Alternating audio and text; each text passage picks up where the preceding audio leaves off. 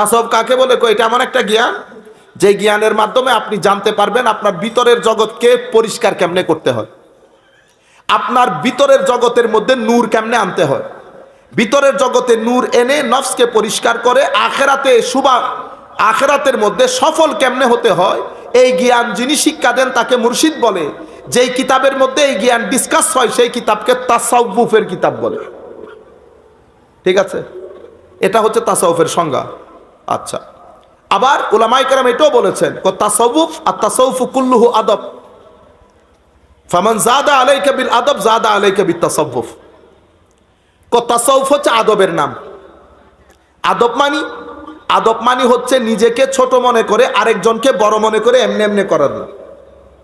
এখন আপনি হলেন মুরিদ। গত কিছুদিন আগে একটা দরবারে গেছি মাহফিলের মধ্যে, বিশাল বড় প্রোগ্রাম, বলেই ফেলি আপনার